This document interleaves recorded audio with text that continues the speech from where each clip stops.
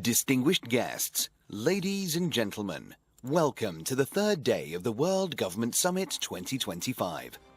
The next session is a conversation titled Boring Cities, AI and DOGE with Elon Musk and His Excellency Umar Sultan Al Ulama.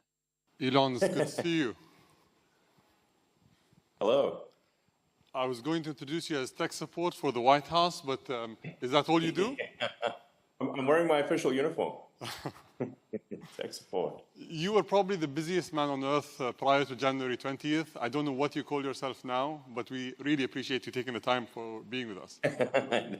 No. So, White House tech support. So we're going to maybe steer our conversation in three directions. The first is we're going to talk about DOGE, then we're going to move to AI, and then finally we're going to conclude with boring cities. Great. And I'd like to start off by maybe talking about how consequential you are for human history. I think no single person has had such an impact on space, on communication, on artificial intelligence, on transport, and the transition to green energy. And, there was always a trend. There were deniers or critics at first, then naysayers, and then supporters. And typically, people always start by saying, he overpromises and he won't deliver. Then they finally see the trend and the trajectory, and they turn out to be supporters. Do you think we'll see that in the government efficiency space? Like people are going to really see the impact very quickly and transition to becoming supporters? Well, yes. First of all, I think we've got quite a lot of support from at least the American public, and I think from maybe around the world. When the public is polled on sort of improving government efficiency, in fact, it is, I believe, the highest polling single issue, meaning that it is something that appeals to voters from, of all types. And I think improving government efficiency, I think, was like almost 70% support, so quite a lot, basically, more than any other issue. So I think the people are very supportive. Obviously, there's certain elements of the bureaucracy that are not supportive because we are moving them from the government sector to the private sector. So really, at a high level, this is kind of like we're moving people from low to sometimes negative productivity roles in the government sector to higher productivity roles in the private sector. And the net effect of that will be an increase in the output of useful goods and services, which increases the standard of living and well-being of the average American. And you usually have one key target that you aim to achieve in every single endeavor that you have. So SpaceX is make humanity a multiplanetary species. With Tesla, it's usher in an era of sustainable travel. What is the one main goal for government efficiency that you have for yourself? Is it saving money? Is it doing something else? What is the one main task that you have for yourself? So there's, I guess there's a few ways to describe it, but the actions end up being the same, which is like reducing the size of government and making the government much more accountable to the people, I think is going to lead to a better outcome for the people.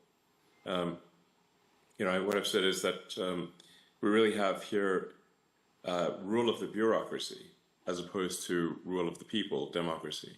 So we want to restore rule of the people. And so what that means is reducing the size of the federal government,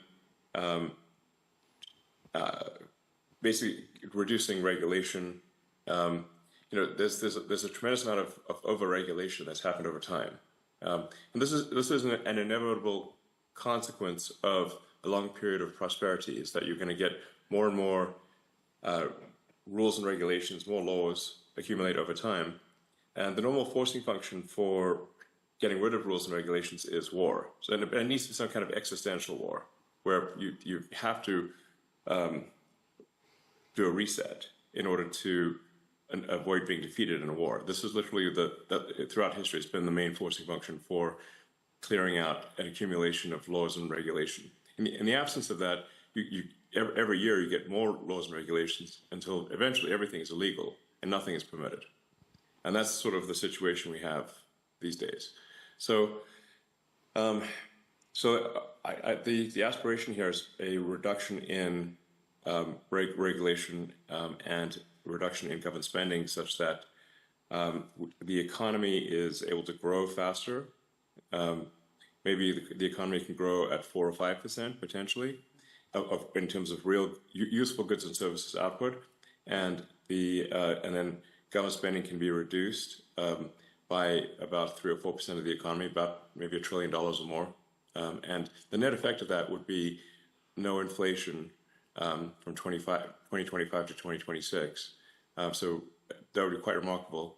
And also, if the U.S. government is buying less debt, which I think will be the case, if the deficit drops from 2 trillion to 1 trillion, then there'll be 1 trillion less debt that the government needs to buy, which will drop, of course, interest rates to drop significantly. And that means people's mortgage payments, car payments, credit card payments, student loans, whatever debt they have, their debt payments will be less. So I think this is something that will benefit the average American. I think some of the things we're doing also will be hopefully helpful to other countries, because with the new administration, there's less interest in interfering with the affairs of other countries. I think a lot. I think there's the times the United States has been kind of pushy in international affairs, which may resonate with a number of members of the audience. And I think we should, in general, leave other countries to their own business. And basically, America should mind its own business, rather than push for regime change all over the place. Yeah. So I think this is probably a good thing for other countries too. So instead of waiting for a war to happen, you went to war against the bureaucracy in the government. Yes, we're essentially just we're with the support and direction of President Trump. We are reducing the size of the bureaucracy, getting rid of excess regulatory regulations, and there's also so many agencies and regulatory authorities that they actually step on each other's feet. It's kind of like having a sports game where there are too many referees on the field, like more referees than players at times. Now that would be a silly game, if the players can't pass the ball without hitting a referee, But it's kind of getting to that point in the U.S. So there's roughly 450 federal agencies of one kind or another. That's more agencies. That's almost an average of 2 agencies per year since the formation of the United States. So, I mean, how many agencies do you really need to run a country? I'm 99, not 450. That's for sure. So, and how do you guarantee that all the incredible achievements that you aim to have in terms of savings, in terms of impacting the lives of the American people, are not going to be reversed in 4 years? Typically, the cycle gets reversed every 4 years. Do you think it's going to be so impactful that it won't be reversed? Is there any ways that you can ensure that the progress is going to be continuous? Well, I think we do need to delete entire agencies as opposed to leave part of them behind. Because if you leave part of them behind, it's easy. It's kind of like leaving a weed. If you don't remove the roots of the weed, then it's easy for the weed to grow back. But if you remove the roots of the weed, it doesn't stop weeds from ever growing back, but it makes it harder. So we have to really delete entire agencies, many of them. That's not to say there won't be an increase over time of bureaucracy in some new administration, but it'll be from a much lower baseline. So it's a step in the right direction. I think the overarching goal here is to lay the foundation for prosperity that will last many decades, maybe centuries, and but it will be forever. Nothing's forever. But I think we can strengthen the foundations of the United States substantially. And what lessons can other governments learn from the U.S.? You say tech support on your shirt. Is that only technology, or is there other things? How do you approach efficiency? Well, a shocking percentage of the problem, well, maybe not shocking for those who know it, but a big percentage of the problem is improving the technology that the government runs on. So the U.S. government runs on a collection of thousands of computers, many of them antiquated, running very old software, and the computers don't talk to each other. So that's why tech support is kind of a real thing. In order to make the government more efficient, you have to improve the technology.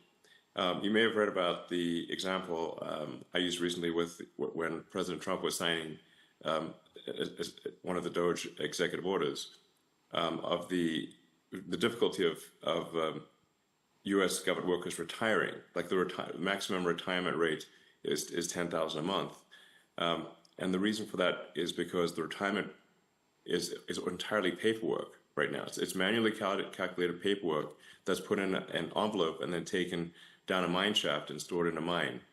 And then one of the things that affects the rate at which federal workers can retire is the speed of the elevator in a mine in Pennsylvania, which is bizarre because it's not. It should be digital, So then when we said, well, why isn't it digital? They said, well, we have had a digitization program going since 2014, so it's been 11 years. So then we asked, well, so how much progress have you made? And they said, B. You mean you're giving yourself a grade of B? No, we're on the letter B. So we're like, okay, we're going to need to really provide some tech support here. Otherwise, literally, people can't even retire, even if they want to. It's pretty bad. There's a lot of software systems that need to be updated and fixed. In some cases, deleted. A lot of things that should be automated. I mean, in terms of the number of, say, U.S. citizens that are operating the mine, it's about 1,000 people are working on this mine, where the papers are stored. But they should ideally be working on something else. They should be working on producing goods and services that are of much higher value to the public, So I mean, really, even if somebody just grew tomatoes in their garden and sold them at the farmer's market, that would be more useful than carrying manila envelopes down a mine shaft. Safe to say. So a lot of the stuff is like that. It's not like any one thing is particularly difficult, but there are like 10,000 things that need to be improved. So it's efficiency through innovation rather than efficiency through austerity and cost cutting specifically, right? So you're trying to do both at the same time, maybe focus more on tech support than cutting costs? Well, by improving the technology, the costs do reduce.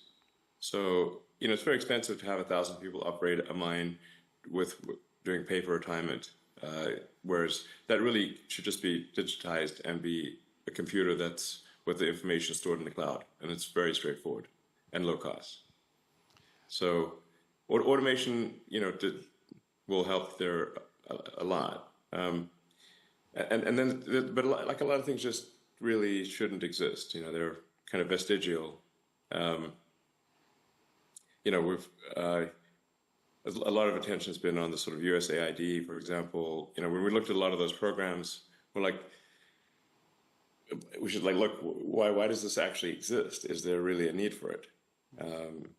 There's National Endowment for Democracy, but I'm like, okay, well, how much democracy have they achieved lately? I don't know, not much. So, the picture they have on their website is a picture of Reagan and Gorbachev. That's been a while, that was the 80s.